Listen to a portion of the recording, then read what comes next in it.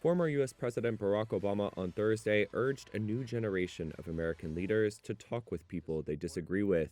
In a speech at a democracy forum sponsored by his foundation, the former president called for a renewed commitment to pluralist principles and warned of the consequences of failing to do so.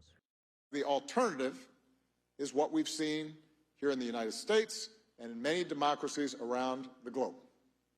Not just more gridlock, not just public cynicism, but an increasing willingness on the part of politicians and their followers to violate democratic norms, to do anything they can to get their way, to use the power of the state to target critics and journalists and political rivals, and to even resort to violence in order to gain and hold on to power. The Democrat also laid out his vision for building lasting majorities. In a democracy, power comes from forging alliances and building coalitions and making room in those coalitions, not only for the woke, but also for the waking.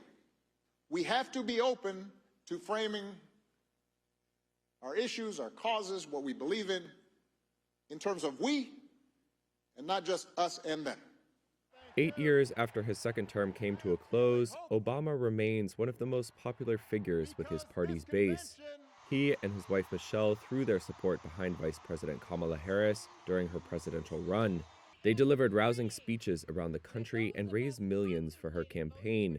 Despite those efforts, Donald Trump and Republicans dominated at the ballot box in November, winning the popular vote and sweeping both chambers of Congress. In the weeks since, advisors from Obama's one-time inner circle who joined Harris's campaign have drawn fire for failing to admit any mistakes in how they handled the 2024 cycle. That has all sparked an angry blame game inside the party and spurred calls for a crop of younger leaders to take the baton. David Axelrod, a former senior advisor to Obama, told Reuters he thought Obama would be the first to agree, saying, quote, "I think he would say he's run his race, and we need others to step up."